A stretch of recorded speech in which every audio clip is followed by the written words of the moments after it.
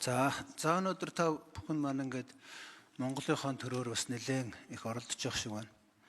Өчигдөр ардчилсан намын бүлэг үдээс хойш орой тишгээ шийдвэр гаргаад бүлгэрээ орж ирж байгаа асуудлыг хоёулангийн бол огцруулъя гэдэг ийм шийдвэр гаргасан. Тэгээ орой харанхуй болсон 6 цагаас хойш ажил тарцсан учраас энэ эрцээг бүрдүүлэхгүй явсаар байгаад өнөөдөр 10 цагаас явж байна. Ер нь энэ төрөөрөө тоглох хоорондын энэ хагарлаа Монгол Ардын намыг жоохон бодооч. Дараагийн төрөө яаж байгуулах юм? Ер нь энэ гадаад дотоод орчин геополитикийн орчин эвгүй эдийн засгийн докторгүй үед одоо энэ төрөөрөө ингэж тоглож болж байгаа юм уу?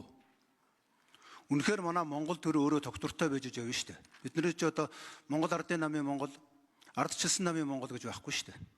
Тэгэхээр энэ төрийг доктортой байлгах талаар та нар цаашдаа бодоорой. Одоо өнөөдөр Ардын намын даргын төлөөх уралдаан өнөөдөр Монгол төрийн хямрал болоод магадгүй үндсэн хуулийн ч одоо маргалдаан болж мэдхээр ийм хүнд байдал руу орж байна.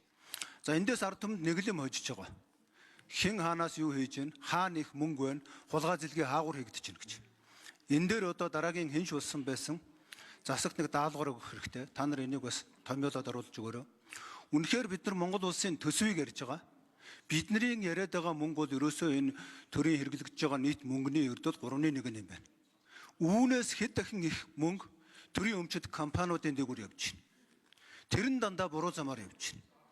Ерөөсөө энэ төрийн өмчит компаниудын мөнгийг л одоо эдэж уудаг энэ тогтолцоо руу одоо цаашаа явцсан юм байна. Тэм учраас төрийн өмчийн компаниудын одоо хувьцаа эзэмшигчийг улсын их хурлд шилжүүлэх ёстой.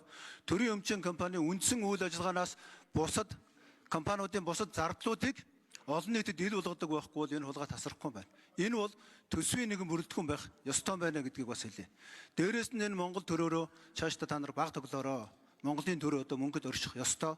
Ер нь бол энэ засаг барьж байгаа 68 хүнд Монголын ард түмэн итгэж та нарыг Монгол улсаа хөгжүүлнэг найдаж явж байгаа шүү. Ардчилсан нам бол өөрийн хариуцлагаа нэр төртөөр биелүүлээд явж байгаа.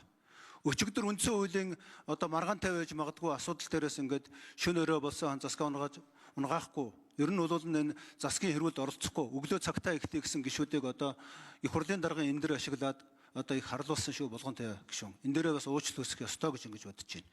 Энэ бүгд гишүүд их ажиллаа хийгээд өөрийнхөө одоо эрх мэдэл, үүрэг хариуцлагын хүрээнд энэ хуралдаа оролцоод явж байгаа шүү.